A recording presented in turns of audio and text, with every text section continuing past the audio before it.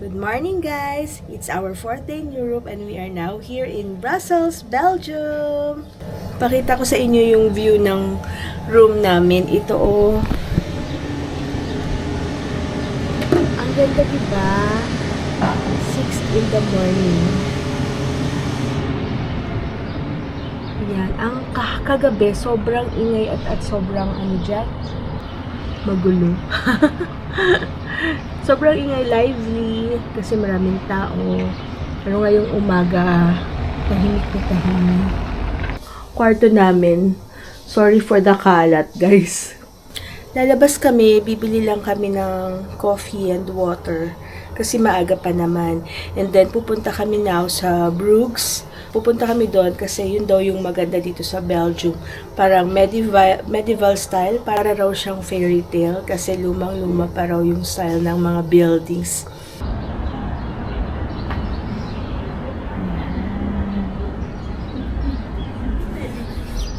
And we stayed here at Ibis Hotel for one night.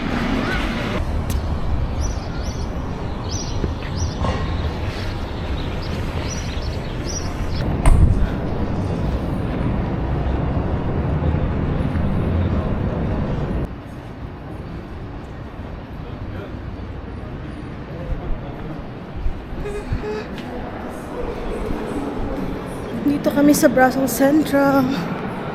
Sabi ni Google Maps, ingat daw sa surroundings, ingat daw sa pickpockets. Pumunta kami dito para bumili ng coffee. Diyan o, sa Starbucks.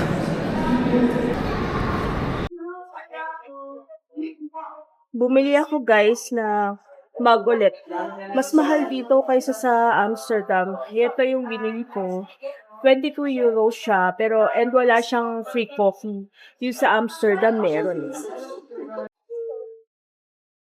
Dito sa paligid ng hotel namin, maganda rito. Medyo mas malinis siya kumpara dun sa nadaanan ng taxi namin kahapon dun sa Brussels Suwid.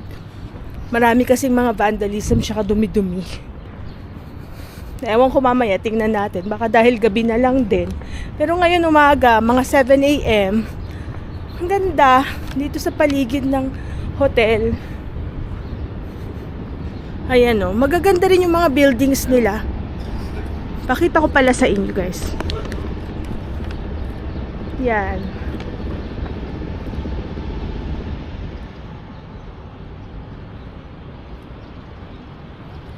Hi guys.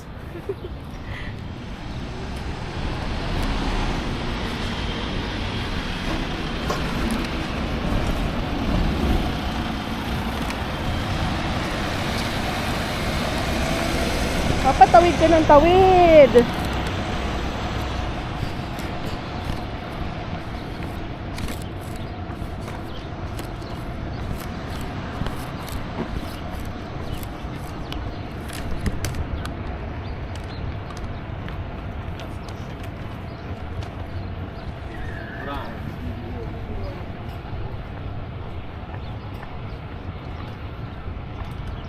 Yun ang shortcut oh.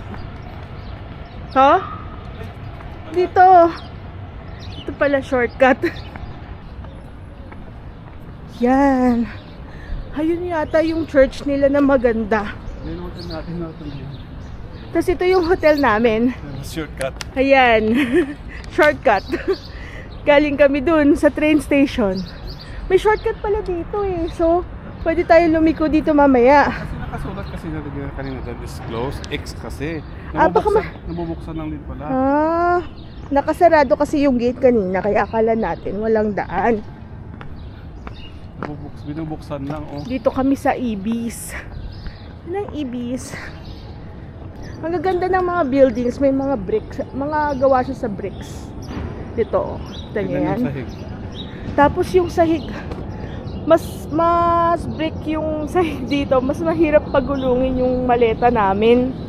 Mamaya, kung pupunta na kami sa Paris, magta-taxi na lang siguro kami.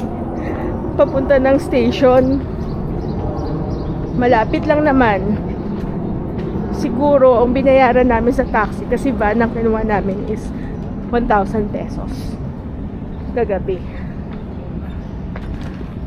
O diba guys, ito na yung hotel namin, no? Ibis. Tapos ito yung paligid, oh. Yan. Bibili lang kami ng burger dito sa Burger King. Sarado pa kasi yung Burger King. So, ito muna siguro. Sigla na lang yung bibili kasi meron pa kaming bread sa taas. Yun na lang ang tinapay ko. Breakfast ko. Sila mama, meron din silang bread. And then, meron pa kaming brownies. Thank you.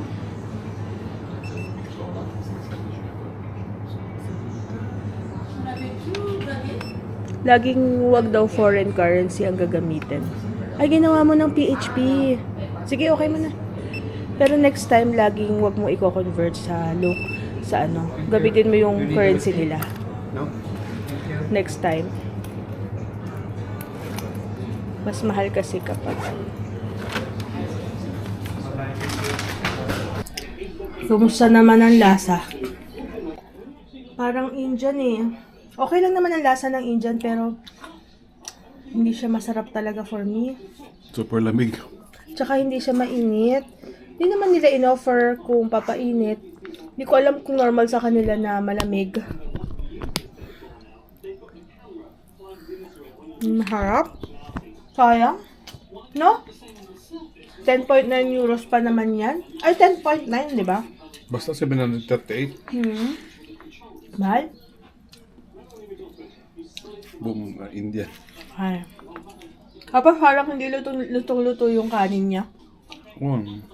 Kahit lasang Indian, masarap siya ng lasang Indian eh.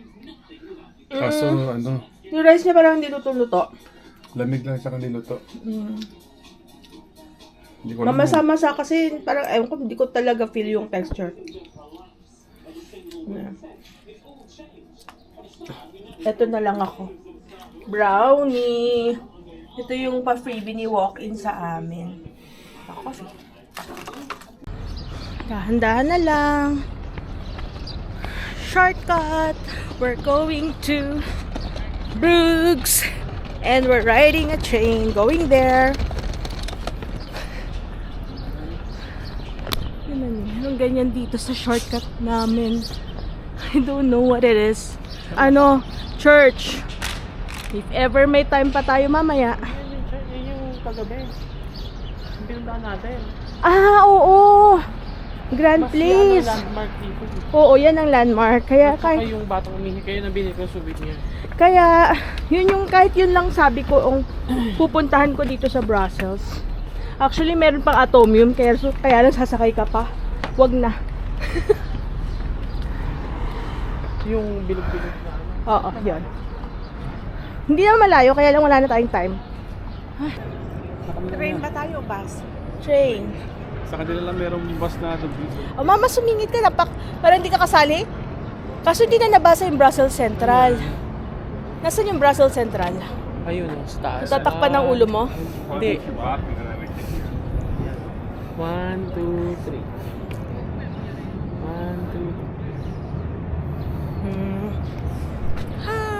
Nandito na kami. Look at their bus, ang haba. Tapos meron siyang hati sa gitna. Oh.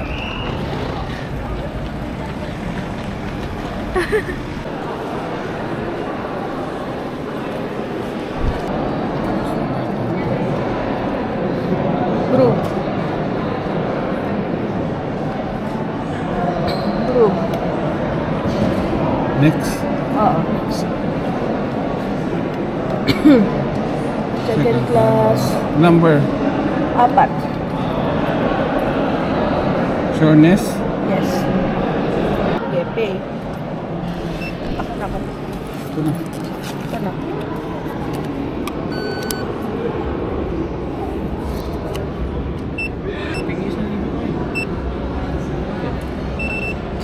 Finally, nakasakay kami ng train. It's already 12:43 p.m. Okay pa naman kasi alas 8 pa naman ang train namin papunta ng Paris. So, ngayon lang, i-share ko lang yung experience ko dito. Yung experience namin dito sa pagsakay sa train dito sa Belgium. Hindi siya maganda, hindi mo maintindihan, confusing.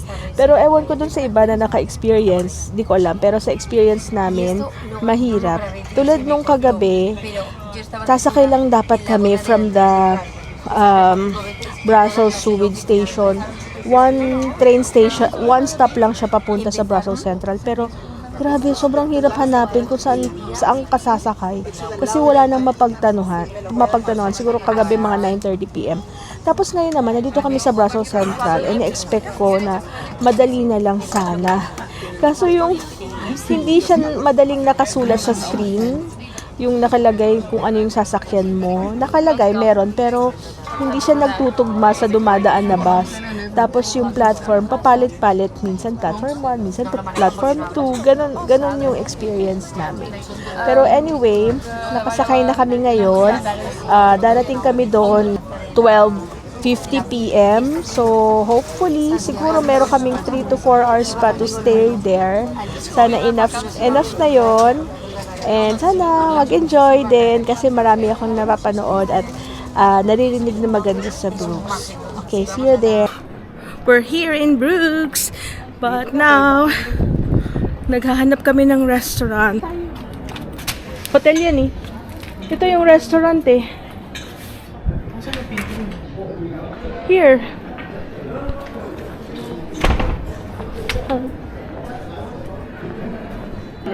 Wala silang kanin. Or hindi kasi pasta dito. Mama, walang kanin-kanin dito. Malay mo. Anong gusto niyong pasta rito? Siyempre, ayoko ng red kasi pwede bang carbonara? Sige. Cook. Ikaw na bahala, ma. Tagal naman ni Ano ate. yung waffle nyo? Hindi kayo nag-waffle kagabi. Ang sarap Hindi. ng waffle nila. Talaga. Ang sarap. Gusto ko sana siya matikman sa ibang lugar eh. Dito na Saan naman. pa? Belgian waffle, girl. Pag sinabi mo sa Pilipino, ang alam na nila sa Belgium ay waffle. Gusto ko maglakad tayo, tapos mag-waffle tayo. Ang sarap ng itsura niya. What is this again? Mussels, house mussels Google mo na lang. with wine. Marami kasing flavor eh. So, kasi ano sila dito sa Brooks eh, maano sila sa tahong. And this is Flemish. Flemish beef. Thank you. So you can... It's okay? Thank you. Can you My photo? our photo? Why not? It's in Chinese. I will show you. You can take this one. Okay. Just, I will take. It's very easy to fillet. You take this one. I just. Alright. Okay. You see? This is.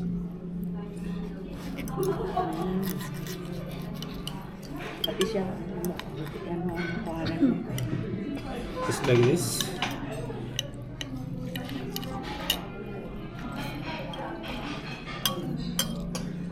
So it's easy.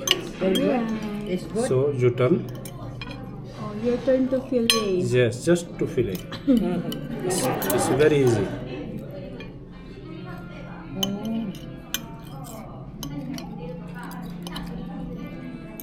Okay. Thank you. Please. Thank you. so much. Copy. It's very good. This is the best. Right, thank you. Tingnan natin tong mussels. Kinamay ko na. Anong lasa? Walang pinagkaiba sa mussels na yan.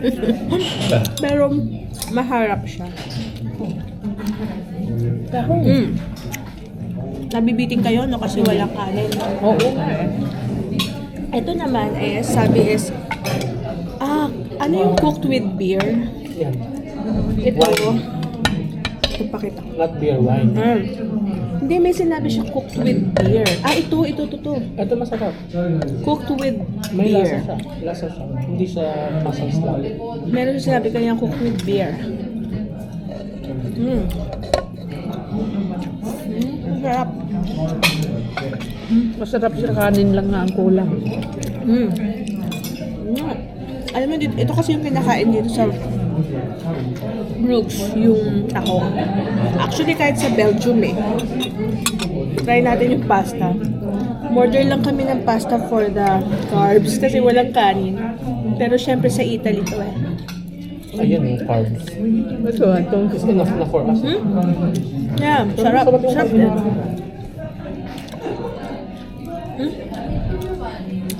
Tinikman ko na from the lalaglag.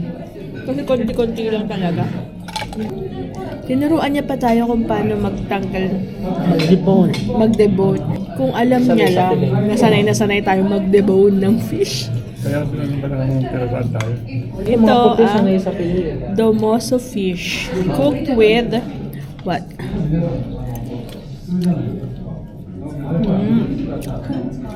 Masarap.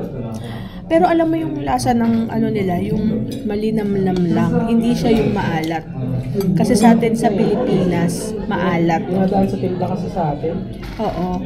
Siya, hindi. Malinam lang na para malasahan mo yung ano talaga, yung lasa ng isda.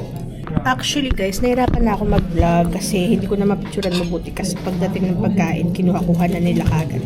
Kaya iyan, karat-karat na yung pagkain. Gutom na rin kasi kami. Kasi ano pasado 1 PM na din. Pretty girl, you should be smiling. Medyo masaw. Ang ganda ng lugar. Wala lang. Ang ganda mo. Ay, ano ba? Tama na nga. Ano ka ba? Na-conscious tuloy. Arte kasi. Ano mo? Arte kasi. Wag na. Kakatapos lang namin mag-lunch guys and papunta kami ngayon sa Market Square. Ito yung St. Salvatore Cathedral. Ganda diba?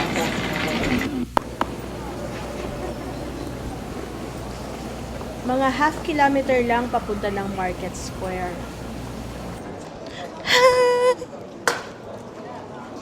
Papunta kami sa Market Square.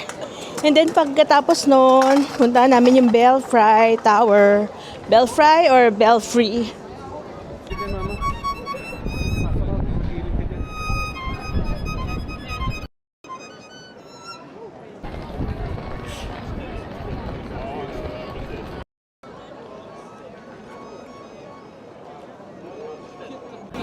Alam nyo ba guys, dito sa Stone Street, ang daming restaurants at mga shops kung gusto nyong mamili. Hi! Hindi ko alam po ito yung Belfort taste. Belfort and Belfry, just the one and the same.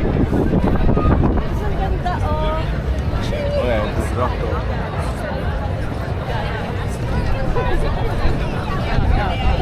Ay, oh, picture nga parang screen cap. Andito na kami sa Market Square, guys. And this is the Brooks Provincial Court. Katabi niya is the Historium Brooks, or this is a museum. And meron ding monument dito sa gitna ng Market Square, which is called the Peter de Conint and John Brader. They are two Flemish heroes noong 1302 battle. Pumunta rin kami sa Basilica of the Holy Blood. And sinasabi nila na meron daw relic ng dugo ni Jesus dito sa basilica na ito. Nag-bus ulit kami pabalik ng train station kasi babalik na kami ng Brussels.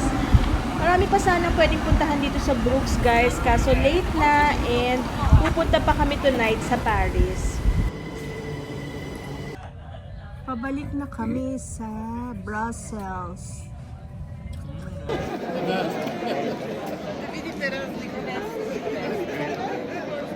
Strawberry. Cream and chocolate. Alright, thank you. Oh, masama ka sa lubong mo. Hindi masarap. Alam mo yung sa lata na manggo? Yeah. Siyempre sa atin sa Pilipinas, sarap.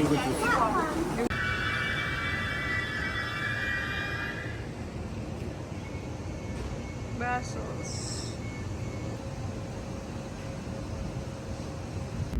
We're off to Paris. Yun lang ibig ko sabihin mo. Hindi ko alam yung bensyon.